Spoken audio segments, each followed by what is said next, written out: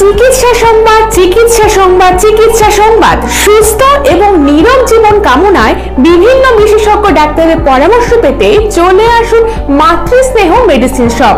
প্রস্রাব এবং কিডনি সংক্রান্ত সমস্যার জন্য শিলিগুড়ির প্রখ্যাত ইউরোলজিস্ট ডক্টর কুন্দন কুমার রোগী দেখবেন প্রতি মাসের দ্বিতীয় শনিবার সকাল 11টা থেকে।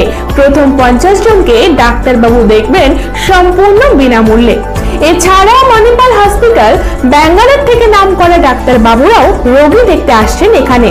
বিখ্যাত হৃদরোগ বিশেষজ্ঞ ডক্টর ভাস্কর বিভি এবং ইউরোলজি বিশেষজ্ঞ ডক্টর নবীন কুমার রেড্ডি রোগী দেখতে আসছেন আগামী 31শে জানুয়ারি অর্থাৎ শুক্রবার। শুধু তাই নয়, আগামী 4 ফেব্রুয়ারি অর্থাৎ মঙ্গলবার রোগী দেখতে আসছেন পেটের রোগ বিশেষজ্ঞ ডক্টর মোহাম্মদ ফরিদউদ্দিন এবং স্পাইন স্পেশালিস্ট অর্থাৎ মেরুদণ্ড বিশেষজ্ঞ ডক্টর অভিষেক সোনি।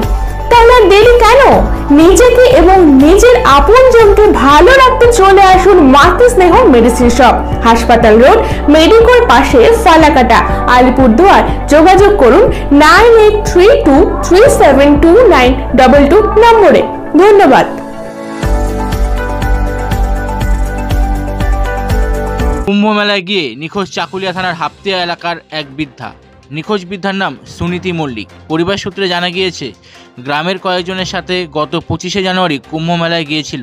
গত 27শে জানুয়ারি কুম্ভ মেলায় পৌঁছায় ওই বৃদ্ধা। ঘটনার দিন স্নান করে ওঠার সময় হুড়োহুড়িতে নিখোঁজ হয়ে যায় ওই বৃদ্ধা। অনেক খোঁজাখুঁজির পরেও এখনও খোঁজ পাওয়া যায়নি। অন্যদিকে মহাকুম্ভে পদপিষ্ট হয়ে অনেকের মৃত্যু হয়েছে। নিখোঁজ হয়ে যাওয়ার পর ওই বৃদ্ধা কোনো খোঁজ না পাওয়ায় দুশ্চিন্তায় ভুগছেন ওই বৃদ্ধার পরিবারের সদস্যরা। আমার নাম সুমতি মল্লিক। আমার শাশুড়ি কুম্ভ মেলাতে গিয়েছে।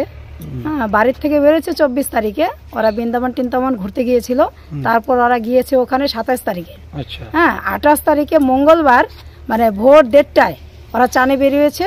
চান টান করে ঘাটের থেকে যখন উঠছে তখন খুব জোরে একটা ধাক্কাধাক্কি হয়েছে। ব্যারিকেড ভেঙে দিয়েছে। তখন থেকে আমার শাশুড়ি ওখান থেকে নিখোঁজ।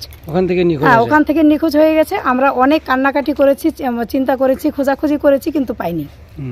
এখন আমরা সবাই বাড়ির দুশ্চিন্তায় আছি। এখন আপনারা যদি দয়া করে একটু খোঁজার ব্যবস্থা করে দেন তাহলে আমরা একটু মানে নিশ্চিন্তায় থাকতে পারি। অনেকই টেনশন হচ্ছে।